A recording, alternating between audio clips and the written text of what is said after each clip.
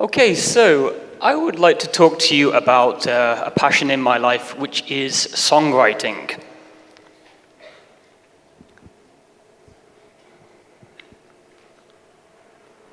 Okay. Currently, as we speak, there is a space probe flying through space, and it was sent there by NASA in 1977. Picture it now, it's just floating through space, millions of miles away. The hope is one day, somebody or something will get this space probe and they'll be like, oh, wow, what is this? When they open it up, they will find a golden record. Do you know, like a record that you spin around and makes music? Why is it gold? Well, because gold will last forever. Gold is just such a special metal, it will last forever. And so they'll find it, follow the instructions on the record, spin it around. What will they hear? They'll hear 55 different languages. Actually, Burmese is one of them. And they will hear 90 minutes of music. It's not a surprise to me that NASA decided to put music onto the golden record. Because music is not just cheesecake, as Steven Pinker once famously said. It's not just nice sounds that we like to listen to. It is more fundamental, especially in our ancient past. It was very fundamental for us to become human. Music was there all the time. Music was also very fundamental in my life. I have a picture there. I'm a baby. I have a little toy guitar. Then I'm a 9-year-old boy in my first band. Then I'm a 27-year-old boy man with my guitar going traveling for the first time. And then eventually here as a music teacher. I've always been fascinated with songs. What is a song? What could be a song? And for me, a song is a capturing of a moment or an idea. Once you've found that inspiration, then the fun part is you're just chipping away, turning it into something that you can then share with the world. Because an artist is really just somebody who has something to share.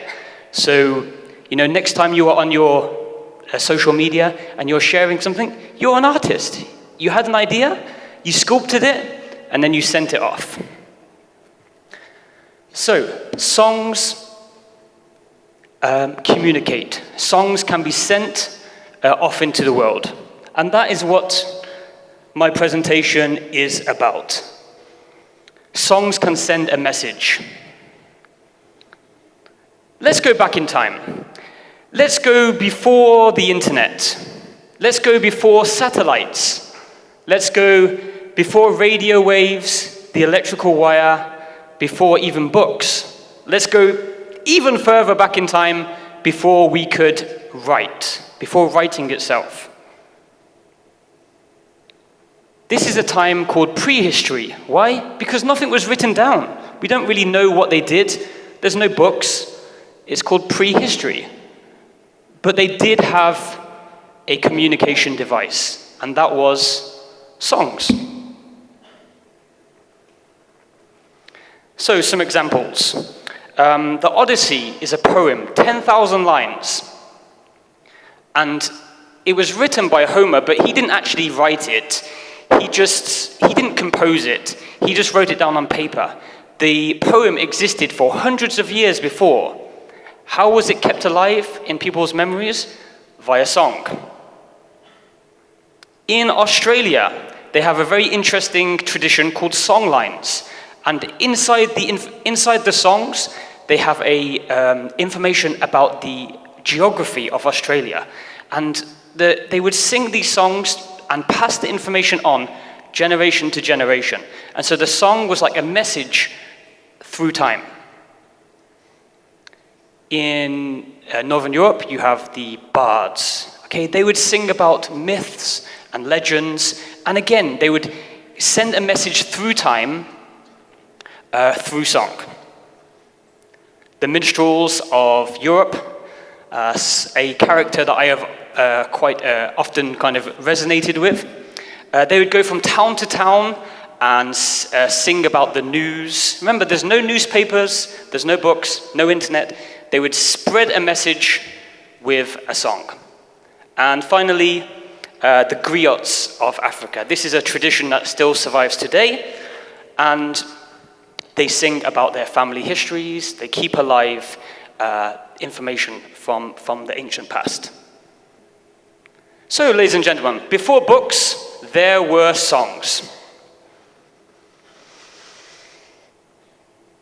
Why are songs so great? Well, why are they so great at sending a message through time? Because they are so easy to remember. There's some scientific research into this. A study, they taught people Hungarian, and they could either speak it, rhythmically speak it, or sing it. The groups that sang it remembered more information. So it has a really good way of sticking in the mind, rewiring the mind. Why is this? Why do songs stick in our brains so easily? Well, this is a really interesting thing for you to remember, especially as you're about to go off to university, some of our students. When you meet someone for the first time, you have to try and elaborately encode, okay? What does that mean? Okay, so you meet someone for the first time, his name is Peter. You shake his hand and you say, Peter, remember, Peter. You're probably not going to remember it, okay? So you need to elaborate on the information. So he's got a pineapple on his t-shirt, so Peter Pineapple. Yeah, tasty, Peter Pineapple. You're much more likely to remember the name now because you have elaborated on the information. Music is not just a simple piece of information. There's so much inside music. So it engages so many areas of the brain, which means that when you encode it into your mind, it has been elaborated already. It engages this area, it engages that area, so many areas of the brain. So when you want to retrieve the information, it's readily available for you to get. A good way to think about it is music engages your IQ and your EQ. Your EQ being your emotional quotient of your brain. So lots of information there from modern science. Oh, really? I doubt it. But I guess they knew it from experience. And we know too, okay? We learnt the alphabet song. Did the teacher just say to you, okay, we're going to learn the alphabet. It's A, B, C, D, E, F, G, H, I, J, K, L, M, N, O. No, because it's just random sounds. You would never remember it. So what did they do? They turned it into a song. You have the rhythm. You have the melody. You have the emotion of singing it in a class with people. And you have... And it can be repeated again and again without being bored. Okay, so this is a prime example of what I'm talking about. Music sticks in the mind. When I was 13, the young people in the audience will know, the next lyrics are? Exactly, it comes instantly back. Or how about, the player's gonna? Play. I can instantly, all of this information from the song just comes back. And kissy face. Yes, I know what you have listened to.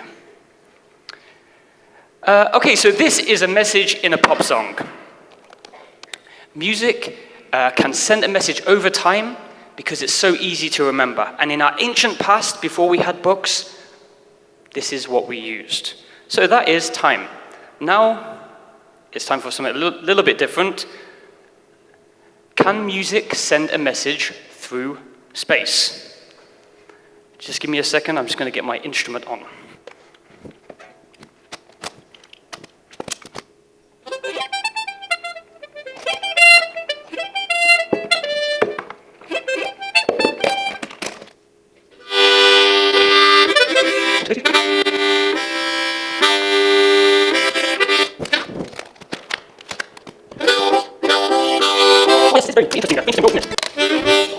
very interesting world. Very happy to be here on planet Earth. So why don't you tell everybody about what you're doing here?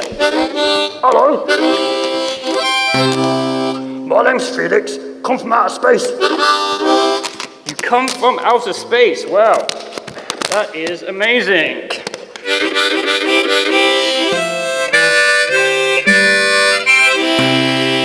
Yeah, come here to send a message home. And how do you send messages back home? Through song. Song. Okay. What are you looking at? Huh? What are you looking at? What is it, Felix? Hey, you, what are you looking at? No, Felix, do not start a fight with the puppets of Myanmar. That is a very bad idea. That's a very bad idea. They are very strong. Well. Focus. Yes, I sing, and then the song floats into outer space, and then the people of my planet get to hear about planet Earth.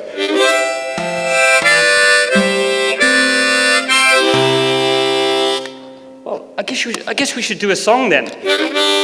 Okay. Send a message via song to a world that's beyond. If music travels along, who knows where it could go? Send a message via guitar to a world that's far. Music is like a car. How? It can go anywhere. Oh yeah. Send a message via words to a world that's unheard. Music can beat the birds, flying up into sky, flying up into space.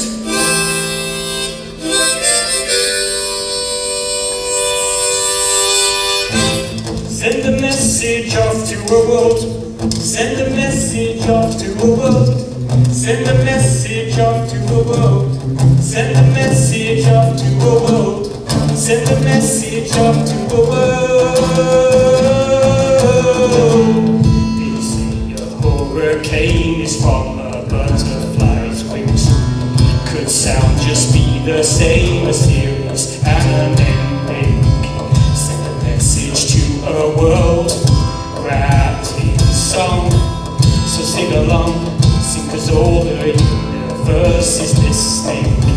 Send a message to a friend, an SOS, a wondering what of life under the sea, in trees, in dragons and gold.